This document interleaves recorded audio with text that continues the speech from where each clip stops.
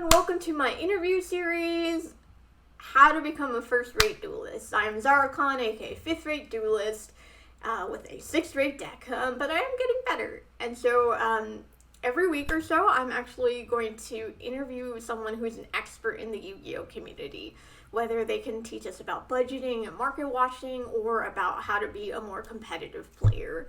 And I also will duel every person that I interview, just, for fun. I generally don't win, but it's just for fun. And so I just kind of wanted to make a series like that.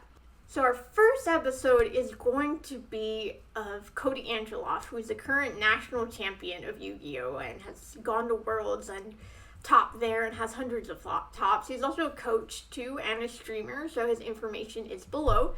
And, he imparted a lot of knowledge, and we had a good duel. I was very nervous dueling the national champion, but it was a good experience. And if you're interested in getting coaching from him, I put it in the description. It's very affordable.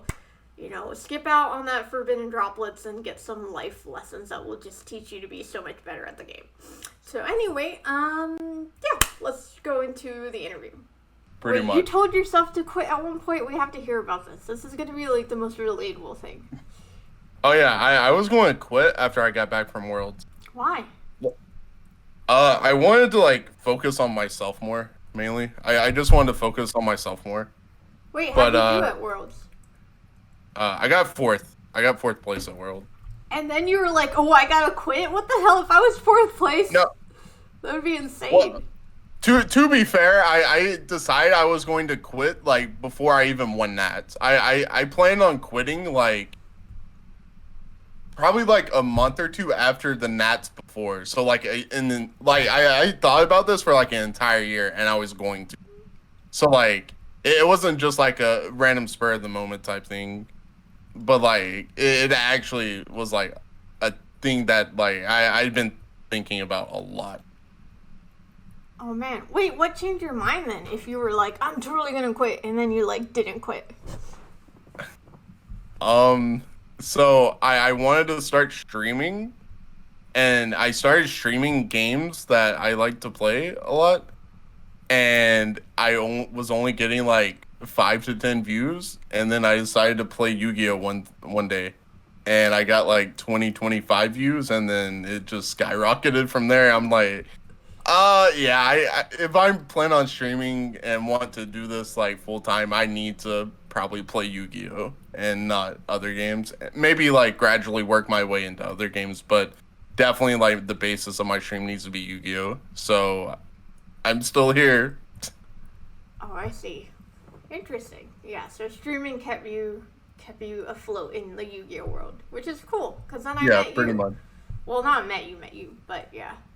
That's pretty sick. Okay, so what is the biggest cost of being a true competitive player? Supposedly, it costs a lot of money, but I don't think that's true for you, right? Maybe? Yeah, I don't put any money into the game at all. The last time I bought cards was a year ago, a year and a half ago, something like that. And that was just because I wanted I wanted a plant deck and stuff, and I wanted personal stuff and not meta related stuff decks to play. Mm-hmm. But probably if you want to actually be competitive and be consistent, you have to devote a lot of time into it, a lot of time into it, and it's pretty much I don't know. Whenever I was on the peak of my Yu-Gi-Oh career, quote unquote, I guess, or whatever people like to call it, I was probably playing 8 to 9 hours a day. Damn. Something like that. Just studying cards, playing different decks, trying different tech cards, trying to get the edge up on everyone else. Oh man. So what does that consist of whenever you're studying? Are you just memorizing cards, or are you looking at deck profiles? What does that look like? For me, I don't really test at all. Anyone that really knows me, I don't really test and play games, really. Play Yu-Gi-Oh! Against people. It's mainly just theory. on my part, where a lot of people don't understand. But like, I don't know, it's just a lot more of like mental, like food for thought type of stuff rather than actually playing. It's a lot of like looking through the card pool. Like for instance, if I have a cool idea that could potentially work that revolves around banishing a fire thunder monster, I'll go on DB and look through like the 5 pages of fire thunder monsters and read every single one of them and see what actually like fits in with what I'm trying to do and stuff like that.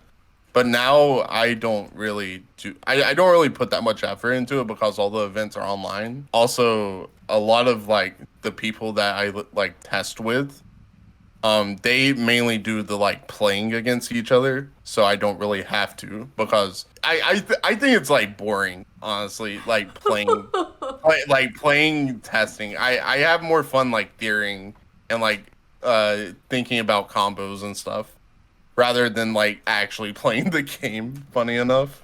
Oh man, I'm like the opposite. I'm like, I really like playing and like getting really into it and stuff and like announcing my plays and acting like I'm gonna send people to the Shadow Realm, but like studying cards is really boring for me.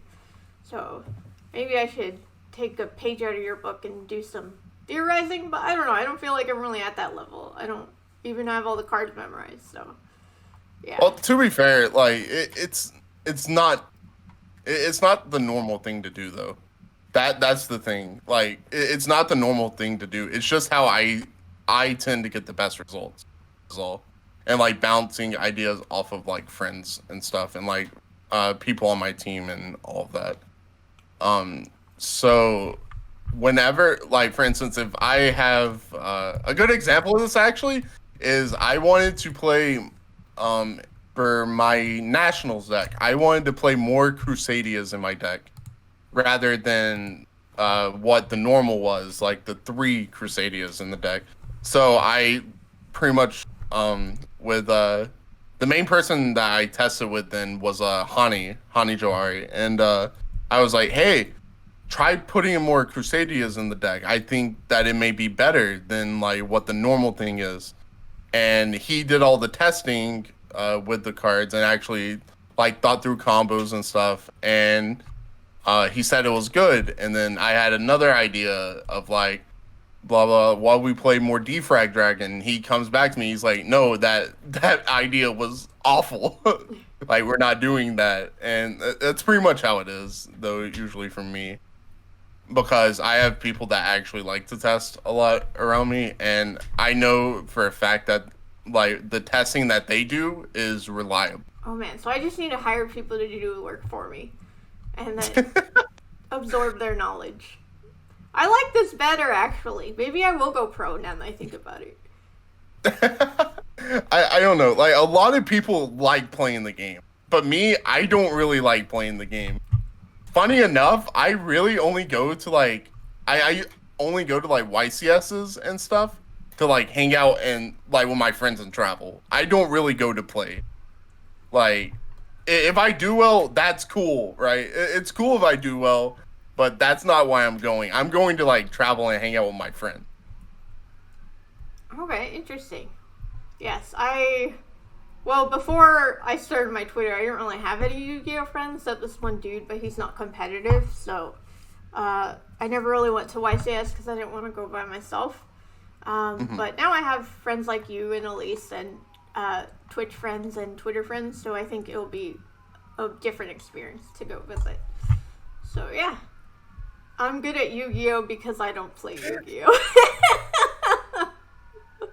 Okay, to be fair, all right, I have put in the time. Now I used to be the guy that used to like actually test like the cards and stuff that I like thought of, and like that my friends thought of like ideas and stuff. I used to be the guy that would test it like nonstop, like 6 to 8 hours a day. But now like it's just boring to me. It's just actually boring to me. And now like the friends I have now, they want to test the ideas and like figure out the combos and stuff. So I'm all for letting them do that and figure all that out, so I don't have to do it. Oh man, This is insane. This is like insider knowledge on how to be successful. Alright. Jib, you are one of those people, yes. I will tell you an idea, and you'll go test it. And you'll be like, okay, that idea was trash. Or, okay, you're right. Most of the time with you, it's, I'm right, though, which is funny. Right, Angel, you should call it our testing, not your testing. I guess, like, as a program manager, that's basically what I do. I come up with the ideas and tell people to do my work, so why not use that for Yu-Gi-Oh? But I gotta work up to that, I guess. Maybe, like, 10 years or something like that. Yeah, I do a lot of the research and reading. I don't know. They do, like, all the hard work. The hard maintenance work, I guess. I do all the behind-the-scenes stuff. Okay, that's called teamwork, guys, okay? It's teamwork. Very good. Okay, next question. We have some newer players in my Discord and Twitter. A lot of casual players follow me. And so they're talking about how does one get over the anxiety of attending a locals for the first time? So, anxiety. This is one that's, like, really hard to, like, answer, though. Not gonna lie. Because, like, everyone handles anxiety and, like, stuff like that a lot different. Like, for me, I'm usually, like, really, really good with, like, not getting anxiety. But, like, I'm not going to say that, like, I've never had anxiety. Like, obviously, like, my first event that I went to, I had anxiety. My first feature match, I had anxiety. Like, all that stuff, like, my first top, I had anxiety.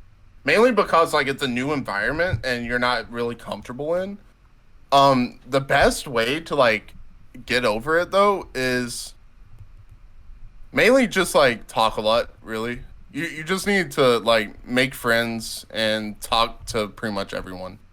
Like, once you get, like, all the, like, nerves out of the way from, like, being in a new environment, everything else will come naturally, though, I believe.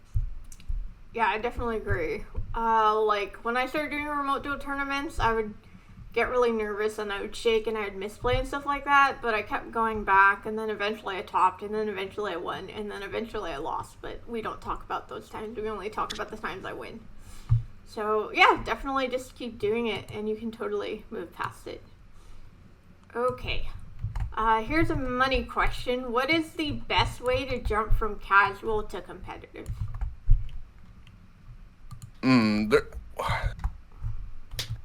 That's weird because, like, there's no, like, set in stone, like, best way to do it, really. It's mainly just about the amount of time you can, like, put into it, really. Because, like, the thing is there's not, like, a set in stone, like, line between when you're casual and, like, when you're competitive.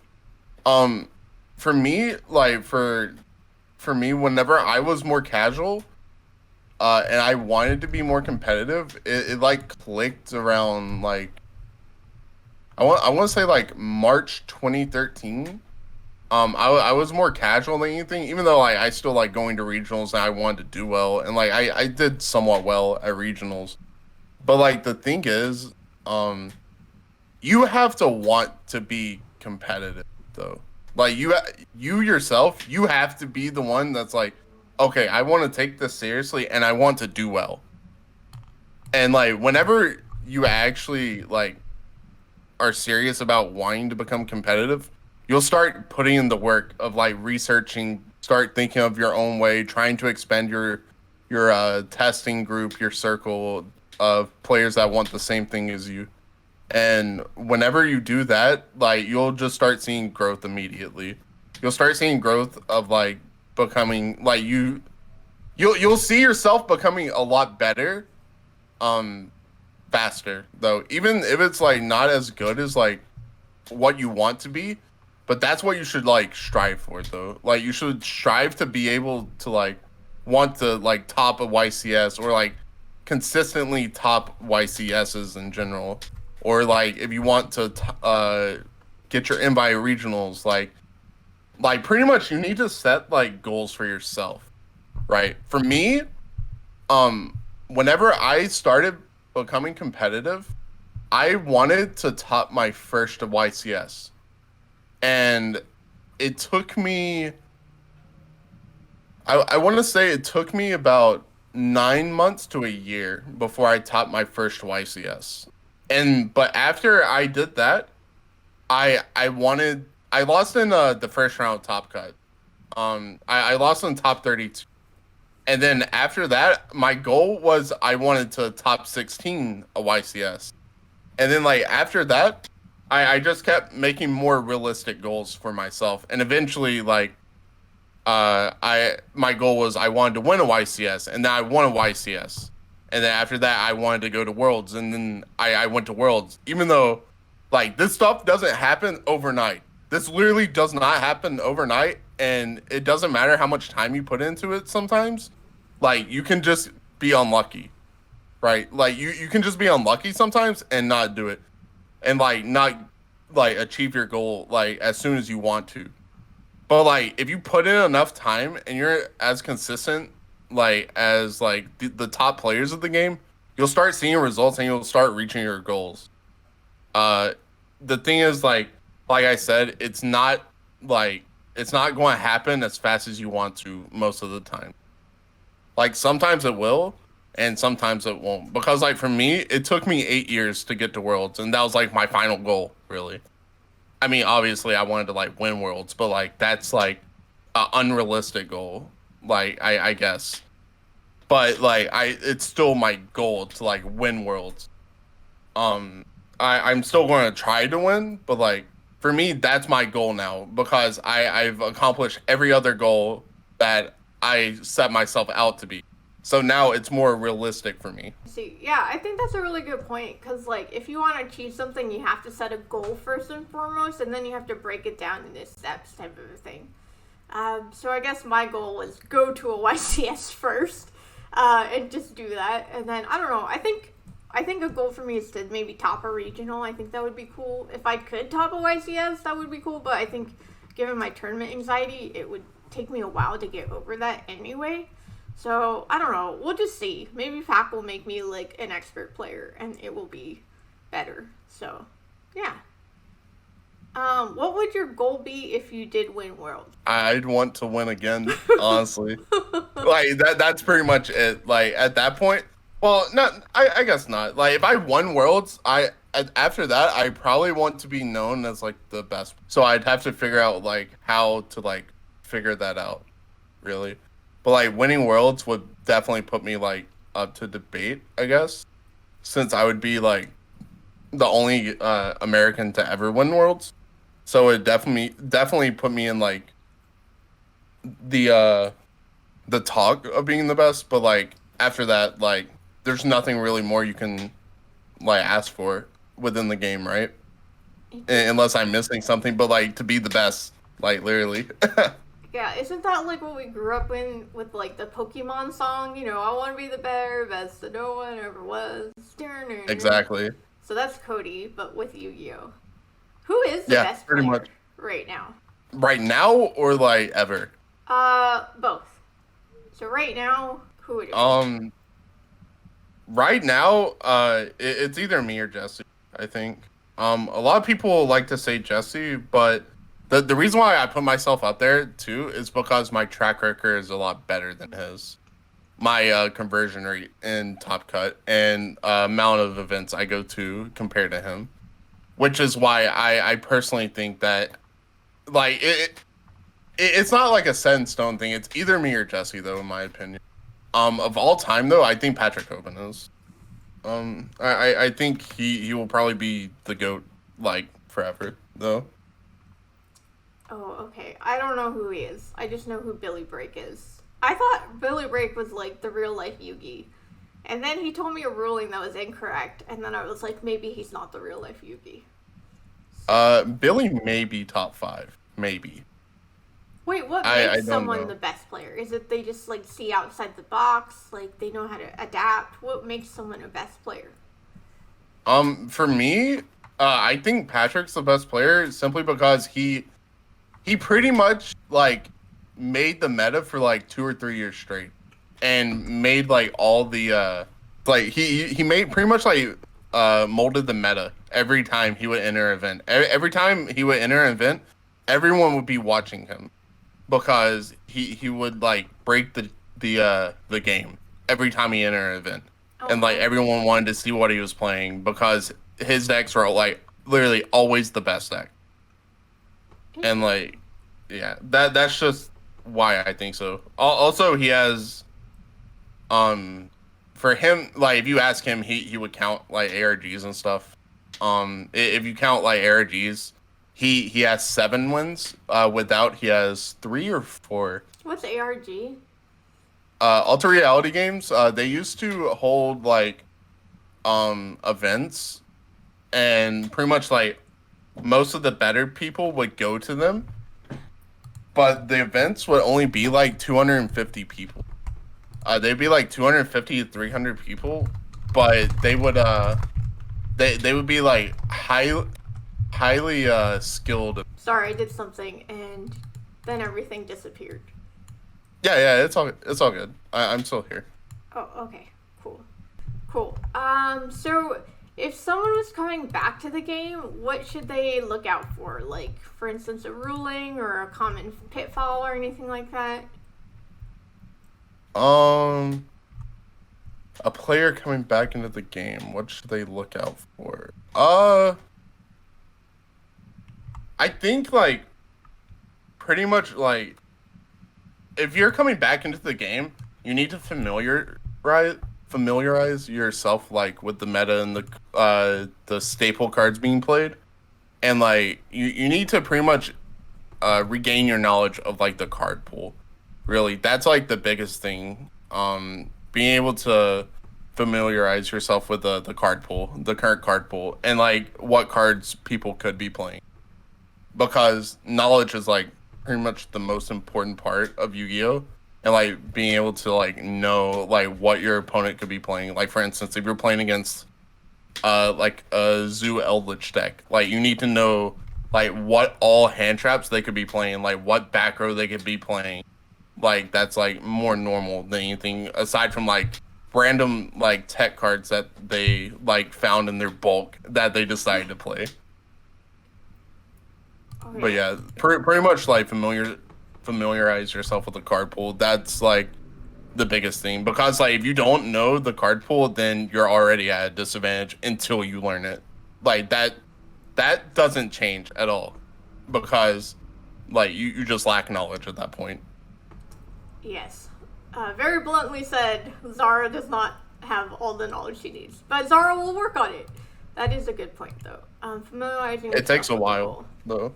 Yeah. It just feels like it's, like, never ending. Because, like, I watched DB Grinder, and now there's, like, Orcus stacks popping up. And I'm like, where did this come from? Now I have to learn this. And it's like, I haven't learned everything else. Like, I still don't know. Like, Bird Up, I've beaten by accident, like, twice.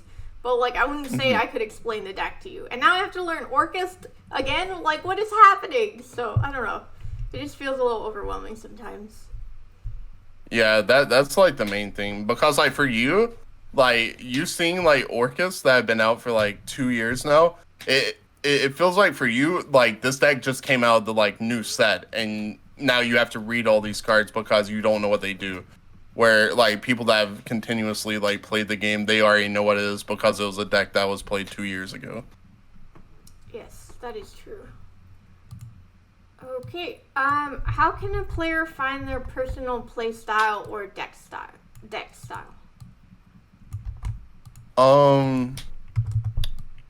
I personally don't think there's a play style within Yu-Gi-Oh! I honestly think there's either a right like way of thinking and a wrong way of thinking, personally.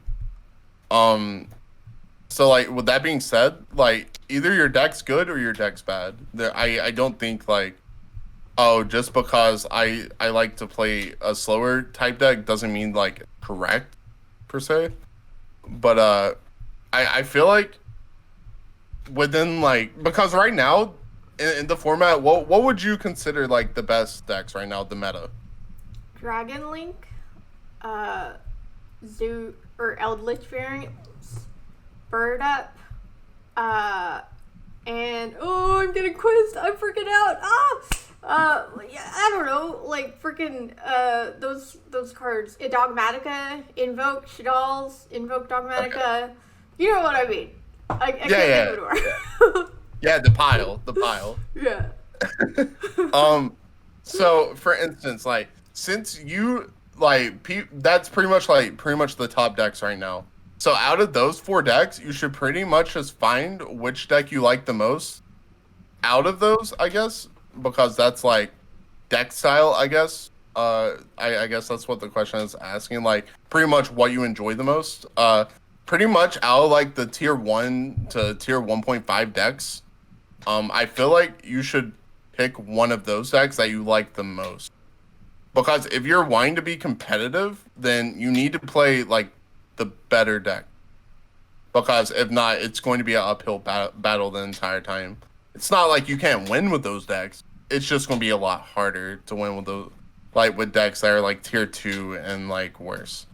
So like, if you're just playing casually though, honestly, just find like what mechanics you like in the game the most. Like if you like banishing cards, just look up like pretty much just search on YouTube or like just ask like random Twitch streamers or like Facebook groups, just like, hey guys, what's your favorite like deck that relies on banish, you know?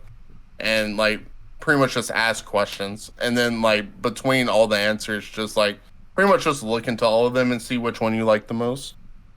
Okay. Yeah, I think that's there's 81 pages of Banish on DB Susu from HD. Just looked it up. Yeah, he would actually, now that I think about it. The man loves Grand Maju. Yeah, I think that's a really good point. Like, I really like Cyber Dragons, but like, is there a limit? Like, is it possible for Cyber Dragons to top, or is it like there's no freaking chance it can top?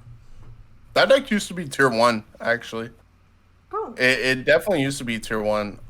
Currently, I don't think it's like that great. I don't even think it's tier 2, but like every deck has the possibility to top them. You just have to be like a lot luckier sometimes because of the choice of the deck that you play. Okay. Yeah, I want a deck that's like really obscure that no one knows about, that's like really good, that will sneak a victory. That's my goal. But I don't know, because like when I open up cards, I see all these archetypes I've never heard of, and I'm like, what if one of these is really good and no one knows? Like, that happened with Prank Kids, right? Like, wasn't there some dude that topped a YCS with Prank Kids and no one knew what that deck was about? Yeah. It was YCS Chicago. Raphael, Nevin actually played Prank Kids because no one knew what they did, and he won the YCS with it. It was Dinka, not Raph. That's right. I'm dumb. My bad. My bad. Yeah, it was Dinka Bowie, not Raphael. Not Raph won with Lunalight. My bad. I'm being dumb. All right. What are some lesser known tips for deck testing? Lesser known? Like, okay, I guess we can go over the known ones. It's like, oh, use Dueling Book instead of EDO Pro, and try out decks and practice like 4 hours a day, and go on YouTube and look at other deck lists. Those are like the main tips, right? Yeah. Something that like whenever I actually test with friends, I guess it is known a little bit, but not like widely known. Whenever I test decks, me and whoever I'm testing with, we play open-handed. Okay. And then like the person that I'm playing with, like we'll talk through like all the plays, pretty much. We'll talk through the plays and figure out like what the best play is, because like whenever you start playing an actual game, then you'll know all the right plays. Because like for instance, if I'm playing like Dragon Link, right, and my opponent is playing Prank Kids and they open 2 hand traps, me and whoever I'm testing with will pretty much run through all the plays to figure out how to beat these hand traps, right? Mm-hmm. And that'll translate into your games where you don't know what your opponent's playing or like what they have in hand. It'll give you a lot. It'll help you with like your read, mainly of what they may have in hand. and help you combo a lot better and stuff like that. Okay, I like that. I'll suggest that to Pac whenever I train with him next. Okay. Next question, which is related to what we were talking about. Does playing a less than tier 1 deck affect how a player learns how to play the game? No, I don't think so. Like, it doesn't matter what you play, because, like, no matter what, like, if you're not playing, like, one of the better decks, like a tier 1 deck, like, you may play against a tier 1 deck, and you'll still get experience of playing against it. So, like, for me, I've never played, I haven't played the Tri-Brigade deck a lot, right? I've only played it for, like, 3 or 4 matches, but I played against it a decent amount. And if you give me, like, probably, like, a game or two, I could probably figure out how to play the deck simply because of playing against it so much and seeing how they combo, what hurts them the most, and, like, whenever I interrupt them. So definitely, like, not playing a tier 1 deck doesn't inhibit you at all from, like, learning how to play the game. Okay, that's good to know. Yeah, because at least when I got Invoke Shaddolls in November, it was not tier 1. Now it's tier 1, apparently. Which I found out by watching Simo's videos. I was like, I have a meta deck? That's insane. I've never had a meta deck before. So, yeah, you can learn a lot with whatever deck you use, for sure. Okay, here's a spicy question. Are there any cards or decks that are legitimately unfair? Dragoon. Excuse me. Are there any are there cards or decks that are unfair? There's a lot of them actually. Maybe not decks. I don't think decks are unfair, but like 1 or 2 cards within the decks are very unfair. For instance, like you said, Rocket, like LP is very, very unfair. That card's very unfair. LP is unfair, and so is Seals. I think Seals is very unfair as well.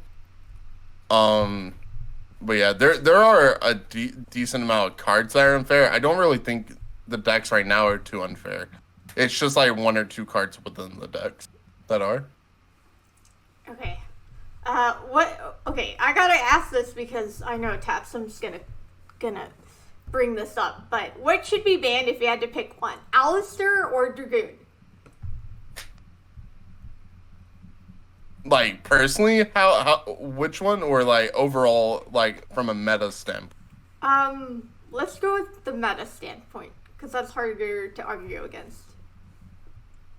The meta, I personally don't think either of them should be banned, but like if either one should be banned, probably Dragoon, I guess. Thank you. I'm gonna clip this and send it to Tapsum. He's my rival. He got number 1 in Europe extravaganza, and we just fight over this on Twitter like every day, and on Discord too. So Aleister is fair though. Like, Aleister is just so fair. Thank like you. Dragoon isn't as fair, but like it makes you play like so many bad cards in your deck. But like I don't know. I can never see like a card that you have to normal summon and then use the effect to gain like a +1 unfair. That's just me though. Okay, well, the best Yu-Gi-Oh player in the world currently just said Aleister's not unfair, so suck it, everyone. Don't ban my deck. Leave me alone. Okay. All right. Next question. How do you decide ratios, and when do you feel you have tested a deck enough? Well, like I said earlier, I don't really test the decks. That's up to my friends. Whenever they're content with their testing, that's when like they feel like they've tested enough. Usually, for them, I believe it's probably like when they've played at least 10 matches and have at least a 70% win rate against like all the like meta decks. I'm pretty sure.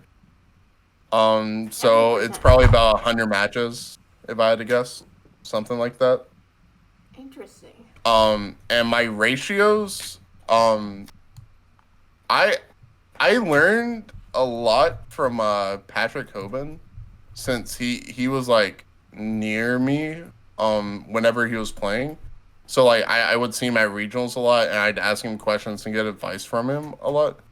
And pretty much also this is in Road to the King. His ratios are in Road to the King from what he would usually play in his decks. I've tweaked them a little bit.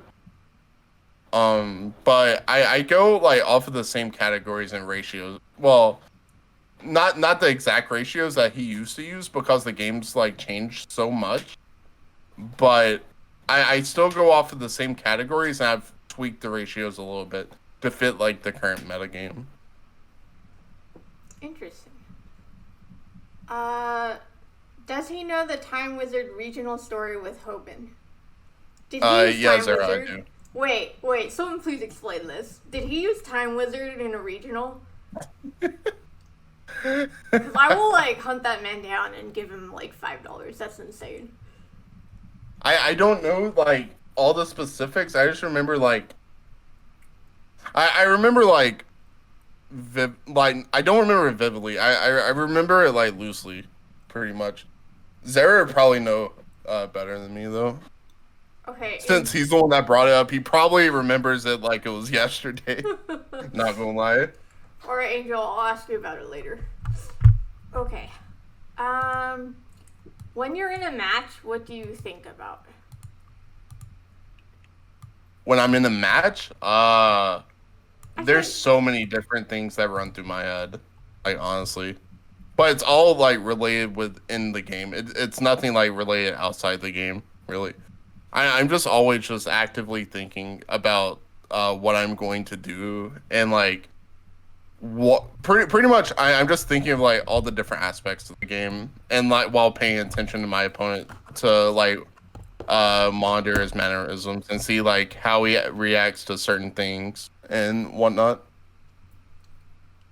Oh man, I should do that. I kind of zone out during Dragon Link combos. I just kind of start thinking about other stuff because I get really bored.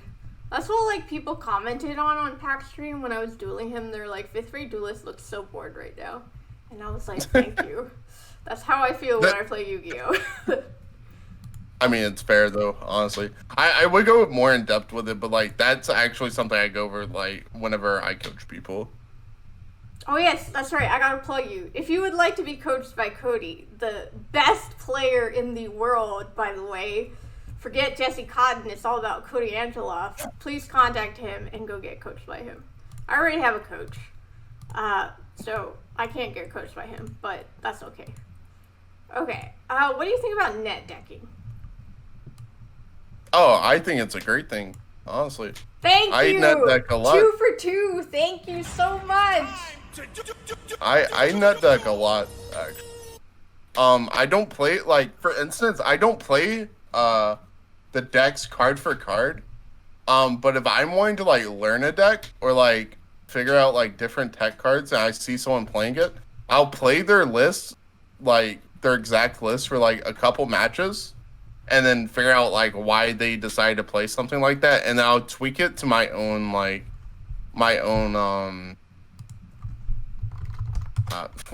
God, I'm blanking again. Oh my god, it's just like I'll tweak it to how I like it, pretty much. Okay, Elise. How do you use net decking as a tool? Is it this one, Elise? I don't know, the Twitch streams have been so much fun. I guess I got distracted, sorry. Okay, I will add to my watch later list. Wait, I'm a focal point? Yeah, my own taste, Muncher thing. Wait, how am I a focal point, Elise? Oh no. I think it's a compliment. I mean, stuff she was saying earlier wasn't a compliment, but I think this one's a compliment. well, to be fair, Elise always net decks me though. Literally before an event, like every event, she'll just be like, "Hey, what do I play?" Blah, blah. Okay, why are you playing this? Okay, this is why. Okay, I'll play it. Nice. I like that. Oh yeah. Like for instance, right? My Nationals deck that I won Nats with, I pretty much net decked the whole deck from Honey. because he was the one that was like testing it the entire time, and I was more focused on like getting a good alter guides list for the points playoff instead of worrying about the main event. Because so I pretty much just let Honey deal with my deck for the main event, and I worried more about the points playoff. So I technically just net decked Honey for the main event and won. Nice. Pat gave me the Invoke Shadal's deck list. I did change like a couple of things, but yeah, I just get my deck list from other people because I just know I can't make something on my own from scratch. Like I just don't have the skill and expertise to do that. So why reinvent the wheel? Just build it off of someone else's and make it your own. Yeah, the thing, like, deck building is the hardest thing about you. Like, no one wants to, like, admit it, but, like, deck building is the hardest thing to get good at and, like, do well in Yu-Gi-Oh! It's a unique skill that, like, almost every Yu-Gi-Oh! Player isn't good at. So it's, like, very, very hard to, like, be good at building decks. Yes, absolutely. Alright, thank you. And Elise, we will watch your video later. Okay, where were we? What do you do if you experience burnout? If I experience burnout, I pretty much just take a break. It's happened to me a couple of times, and I took like a month break, and after a month break, I'll go and look back at like how the current format is, and pretty much just start playing again for a little bit, and that usually helps me. Honestly, just like taking like maybe like a week off without like really focusing on Yu-Gi-Oh! And then coming back to it. That's usually what happens to me. Like pretty much just play other games and not think about Yu-Gi-Oh! Yeah, I like that idea. And I mean, that's true for anything you get burnt out on, right? You just take a break and go do something else.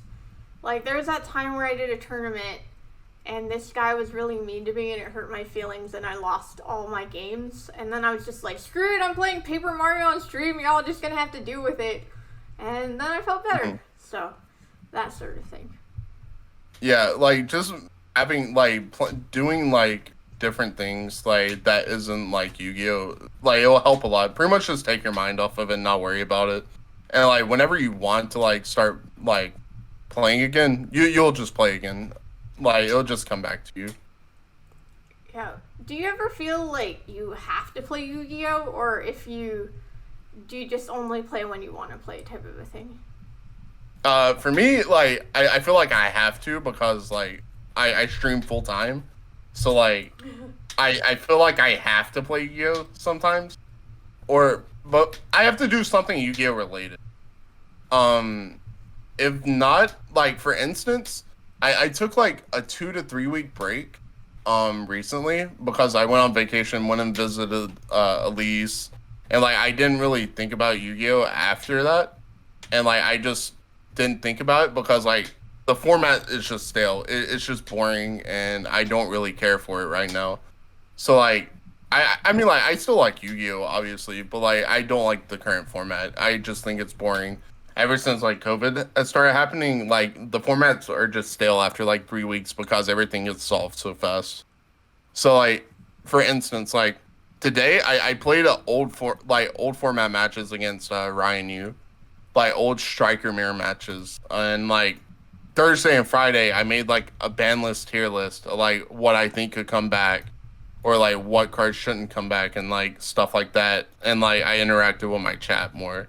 So, like, I don't know. Like, I do feel like I have to do Yu-Gi-Oh! Related stuff. But if I don't want to, I just won't, though. Yeah. I think, like, for the most part, I guess unless it's your job or whatever, you can take breaks from things, and that can really help out, for sure.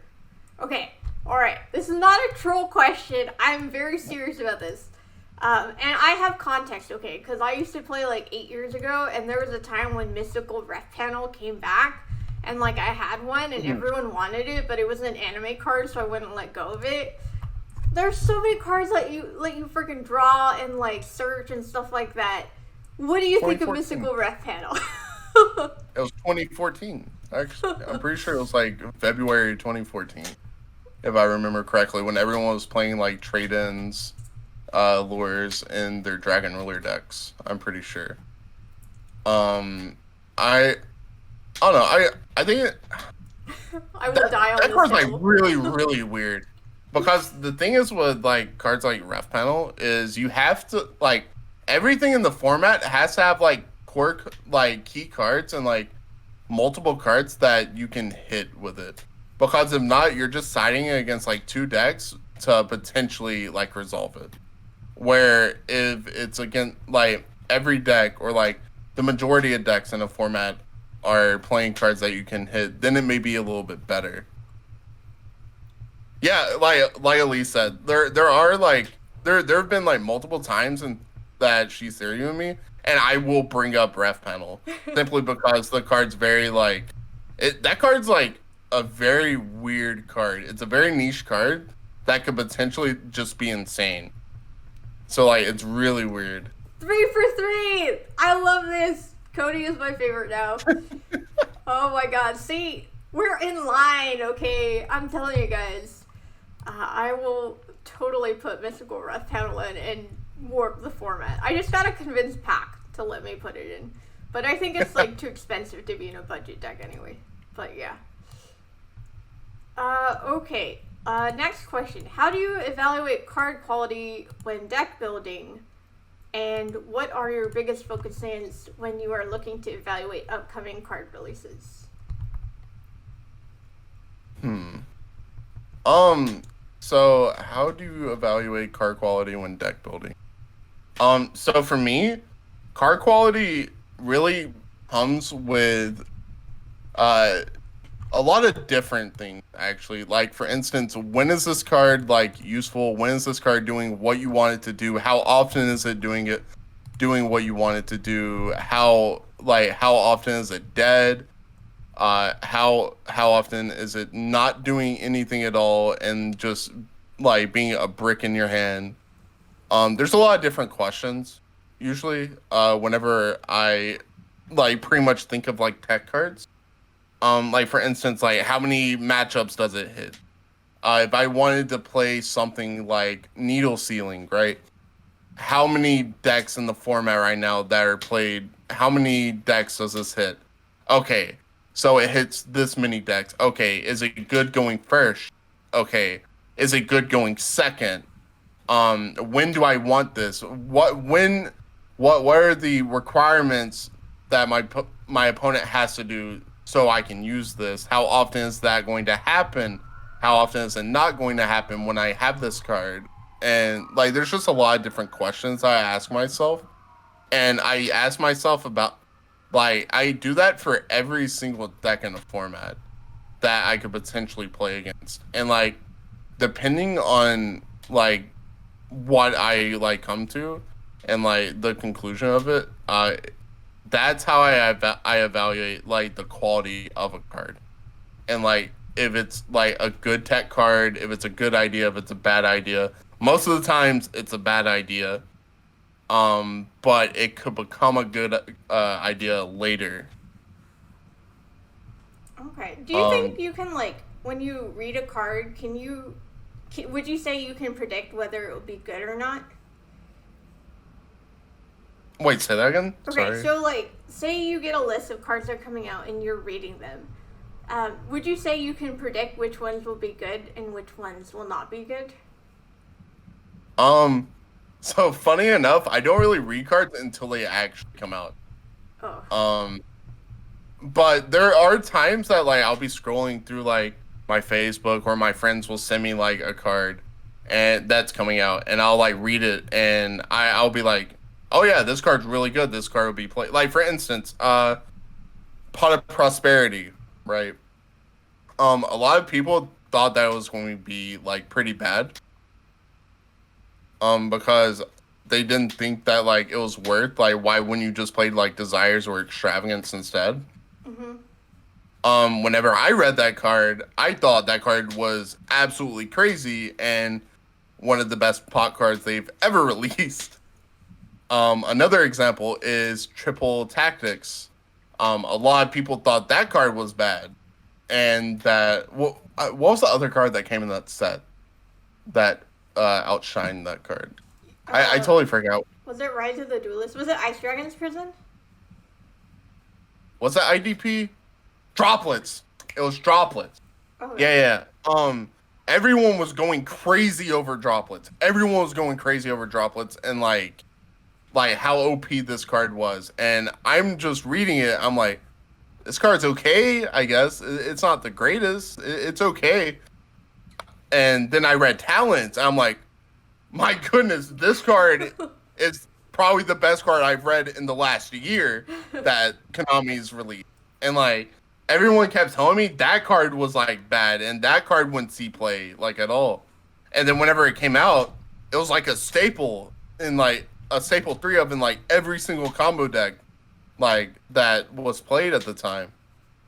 Because like whenever I read cards, I think about the uses of it, like how like generic the card is, like what decks can play this card. And then I think about how good the card is going first and second. That's how I like pretty much rate a card. And like Tactics can go in pretty much every single combo deck, especially called by just getting hit to like promote Talents. Like Talents pretty much replace Call By. Obviously, it's not as good as Call By. It can be better than Call By in certain scenarios, but overall, Call By is just the better card, the more versatile card. But Talents, that card is very similar to Call By. And the thing is that it had over Call By was that it was a lot better going second. And that's why I thought that card was insane and just so much better than Droplets whenever it came out. And then after, like, people were still playing Droplets, but it was like a lot worse. But Talents was a card that everyone like wanted to have and play in their deck. Those were like two of the examples that have happened in recent times that I've seen. Droplet was hyped because it was the out to Dragoon. I guess that's true. Okay, cool. Alright. What is your hair care regimen? This is a question that has been asked. Literally. People want to know. I just shower with purple shampoo. Well, purple shampoo and conditioner, and then I just dry my hair. That's literally it. My hair is just naturally straight. The secret's out, guys. Purple shampoo. I accidentally bought purple shampoo, and I've been using it because I don't have other shampoo. And my hair's great. So what can you say? It's so good. I actually love purple shampoo now. Okay, can you win with any deck? Yeah, you can. You can win with any deck. Now, the amount that you win with any, like, with a deck, that's different. That's a different thing. But, like, you can win with literally any deck. But, like, you won't be able to win as often with, like, for instance, like, a tier 3 deck as you would with, like, a tier 1 deck. Like, that's obvious. So, like, but yeah, you can win with literally any deck. Alright, good to know. Dude, okay, so when I played like 8 years ago, my first deck was the Gravekeeper's deck. And I freaking loved that deck. It was so fun. And then I brought it back 8 years later around like the time of Orcus and Salamangreat and stuff. And I was able to win sometimes. But of course I had to switch decks. Is there any way to make Gravekeepers viable in this group format? Is it possible? I want it back. Oh. I mean, it'd be a rogue deck, but Necrovalley is like still like insane. That card's still very good, and it also just like hinders a lot of the meta right now. Like Dragon Link, it hurts Print Kids a lot. It hurts Eldritch a lot. It doesn't really do much against Invoke, except for stopping Invocation. But yeah, like it's like Necrovalley's still really good against like meta decks, as it always has been. Yes. I love me Gravekeepers. I don't like that Necro Valley Dragoon Turbo deck though. That is not Gravekeepers, and I will die on this hill. Oh my gosh. So yeah, that's like my goal. I was like trying to build a deck with Gravekeepers, trying to like mix it with other archetypes. So I did like, don't you say Dragoon's a spellcaster. No, okay, I don't care. Dragoon is a cuck for all I have to say, okay? Anyway, what was I saying? Gravekeepers, yeah, I was trying to like, I just searched through every Gravekeepers card. I read every single one, and I just tried to put this deck together, and then I was like, maybe I'll throw in Dogmatica or something like that. But, it's just not viable, and I don't know how to fix it. I just want it back. Maybe we'll get new support. It's possible. Like I said, like any deck is like possible, like to win with. Like honestly, you could probably take Gravekeepers to a locals and win with it. Like if you get like favorable matchups and stuff, for sure. Okay. Inspector Border with Necro Valley? Honestly, I don't think I understand what Inspector Border does. I think it's been explained to me enough times that I don't get it. So you don't have to answer that. Okay, so what keeps you going? I mean, my ultimate goal, like I said earlier, is to win Worlds, and then after that, be the best player. Mm-hmm. And what keeps me going is pretty much just friends, like being able to travel and hang out with friends, really. It's not really about the game, it's about the friends I've made throughout the game, really. That could be a line from Yu-Gi-Oh! The anime, honestly. I'm pretty sure Joe did say that at some point. Probably, honestly. Do you go to every YCS? I try to, yes. I try to go to every YCS. Okay, so you'll come to California and we will meet, right? Oh, yeah, I like, the last 2 years, like, before COVID happened, I went to every single YCS. So, yeah, if there's one in Cali, I'll definitely go to that, for sure. Nice. Then we'll hang out. It'll be awesome. That sounds good. So, we have people that kind of talk about, we have, like, some really good players in my Discord and Twitch chat, and they were talking about how do you deal with imposter syndrome, like, you know, when you have a bad showing, is it easy for you to move on, or does it affect your mindset, or anything like that?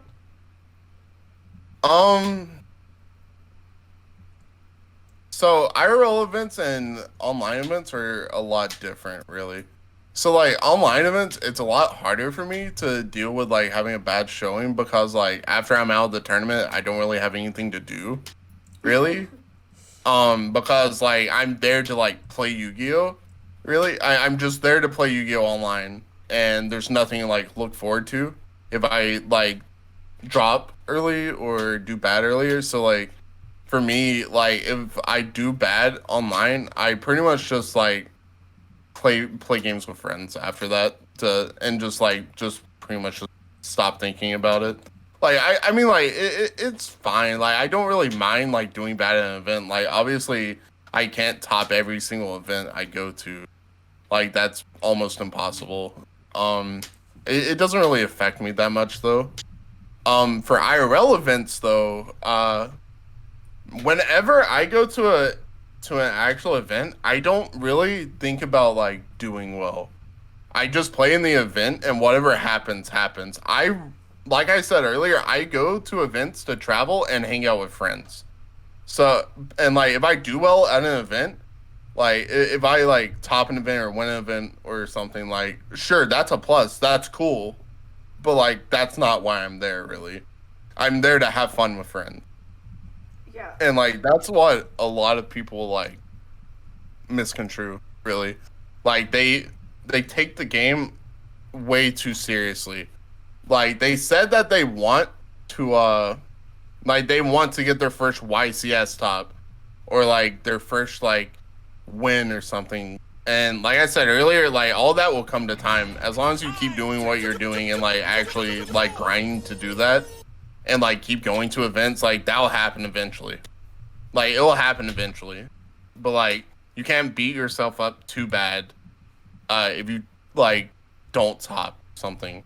Like, you just have to learn from the losses and improve from it. Wise words, definitely. Yeah, it was like weird, like when I started to actually like have success in Yu-Gi-Oh, and I know locals isn't really a big deal, but it was big for me.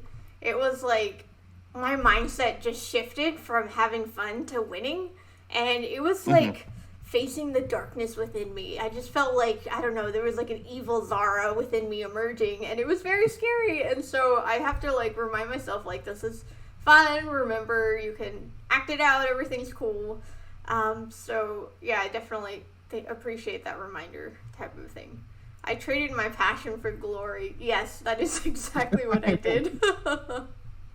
Yeah, like, well, Rakire, like, the thing is, like, you can't really consider it a children's card game. Like, I'm be real, the average Yu-Gi-Oh player's age is like 19 or 20. Like, they're not children, they're just grown adults. It's just marketed as a kid's game is all. Yeah. So, like, the thing is, like, it's still just a hobby. But, but hobbies are supposed to be fun. They're not supposed to be, like, stressful or anything. That's the thing that people, like, forget about. They care too much about winning and not, like, having fun. Yeah, definitely. I have dealt with many of those people in tournaments. Okay, we already talked about the best TCT player. What card did you have high hopes for that ended up flopping? None. Koty knows perfectly what's gonna happen. What card? I don't really remember that much. I don't think so, at least.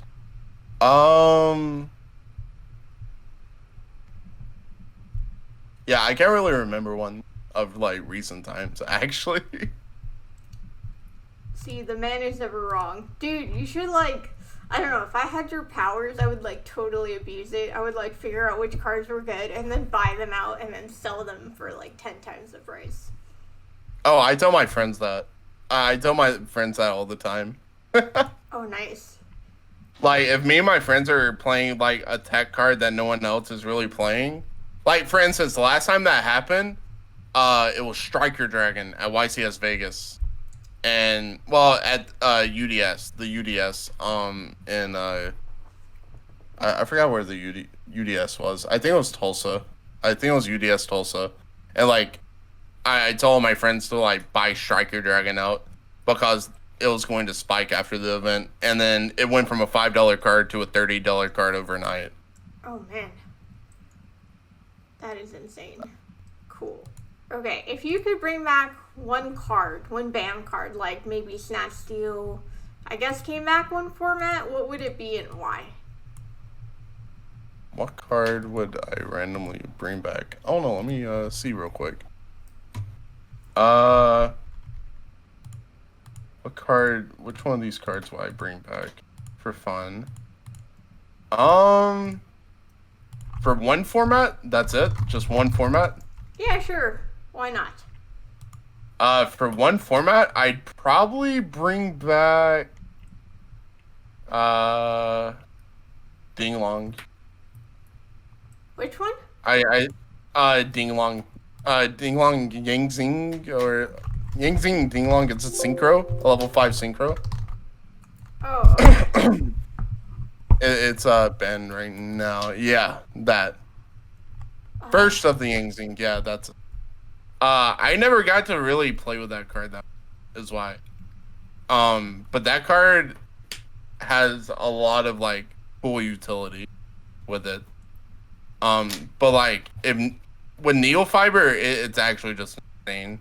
So, like, I feel like if they ban Neofiber, then it could come back. But, like, the synchro mechanic is my favorite mechanic, like, out of all of them. So, I just like doing synchro plays, and that card helps, like, the mechanic so much. Oh, man. Yeah, I don't know why, but I've heard of Yang Zing, but I haven't heard of Denlong. I think I had a dream about Yang Zing last night, because it sounds really familiar, but I don't even know what it is. So, I don't know. I dream about Yugioh every day. Do you dream about Yugioh? Because I'm wondering what's wrong with me. Why am I dreaming about Yugioh? No, I don't at all. I used to every now and then. Back whenever my drive for Yu-Gi-Oh was really high. And like, for instance, like if I were to go to an event, I may dream about it, but like I don't do it anymore really. Yeah, I dream about Yu-Gi-Oh every single night. It is very weird. But I don't know. Maybe it's a good thing. What do you aspire to do outside of Yu-Gi-Oh, if anything? Do I aspire to do? I want to open my own shop one day. Oh, Like my own card shop. that would be sick. Oh my god, I would totally hang out at your shop. Even though I'd probably be like 50 by that time, I would totally do it. Yeah, I want to eventually open up a card shop. Because like, I see so many people like do it wrong. And I don't know. I've been like to so many. And I feel like I know a lot about them now. And know like what's good and what's not good with them. Nice. Cool. But yeah, I probably want to open a card shop. Eventually. Cool. Okay. What is one engine or archetype you would want to see competitive through changes in the meta or new support? Sylvans, 100%. What are Sylvans? Sylvans are like big trees, guys, that revolve around excavate. They used to be meta back in 2014. But that was because of plant adamantimators pretty much. Oh, That's pretty much what they are. Yeah. Okay, cool. I understand that actually. Soul Charge, is that the one where you like special from the G1? I don't know what Soul Charge. Everyone brings it up, but I don't know what it is. That you pay 1,000 and special. You pay 1,000 for each monster, and you special summon as many monsters as you want from your graveyard, and you just can't use your battle phase that turn. Oh, okay. Interesting. All Sylvans are cute. I'll check them out. Please put them, but is there anything else you wanted to kind of talk about? Any advice you want to impart? Any challenges you want to give? Any promotions? Well, I guess promotions, like, I mean, like, I stream on Twitch, if you guys didn't know. Yes. I mean, like, if you guys want to, like, follow my Twitch, that'd be kind of cool, not gonna lie, you know. We'll get you that'd be kind of cool. if you guys want, you know, you don't have to or anything, but that'd be cool. No, you have to. Also, you have to. I'm demanding it. Here he is right now. He's even also, got a checkbox right next to him. Indeed, I do. Chat. Oh, also, if you guys ever want to like if you guys are serious about like going like from a casual player to a competitive player, or like maybe you've hit like a wall and you're already a competitive player and you need like that extra step forward, I also coach and help people. Like I coach. So if you guys want to like actually get coaching from me and like improve your gameplay, like your deck building, your technical play, pretty much change the way that you think about the game in a positive manner, like overall, then definitely help. Message me on Facebook or Discord and we can definitely set something up and I can help you as much as possible with what you want. I have no bad reviews yet out of like the 50 people that I've coached, so that's good. Nice. For anyone who doesn't know, can you explain what you do when you coach someone? Like, is it just you play games with them, or do you talk about more? How does that work? I've actually never played a game with anyone that I've coached before. Well, during the coaching sessions, that is. What I do, funny enough, my coaching service is called Take Notes, and that's mainly what you're doing. I'm like, have you guys ever seen GX, like Yu-Gi-Oh! GX, where like it's the Duelist Academy? Haha, yeah, I know, Jesse, that's all of them. Yeah, I know. But like, literally, it's like me being a teacher and like pulling up like spreadsheets and stuff with like statistics and like how I think about the game and stuff, and you guys pretty much asking questions about it and like how I think about the game, how I go about building my decks, how I go about playing through boards, playing through hand traps, how I think about like my mentality while I'm playing in the game and stuff like that. How to side deck. I go over replays. I pretty much ask questions about, oh, what do you think you should be doing here, stuff like that. And then I pretty much just like help you like think about things like in a better way than you already are. I appreciate you having me on, Zara. Thank you for that. I do appreciate it. Oh yeah, thank you. Definitely, this has been an honor. I'll reach out to you again. Maybe we'll have game 3 some point. Yeah, for sure. And, for sure. Yeah, if you would like to leave, that's totally fine now. I'll allow it, as you like to say during duels. I'll allow it. Yeah, I need sleep pretty bad, not gonna lie. I've been up for a while, but it's all good though. It is all good. Okay, emotes for Koty. Let's say thank you. I feel like a teacher telling my chat to say thank you to Koty, please. All right. I do appreciate you though. Thanks so much, Zara. Okay. Thank you, chat, as well, for being nice. I appreciate it. Hope you guys have a great night, and yeah. Okay, thank Thank you. you. Bye.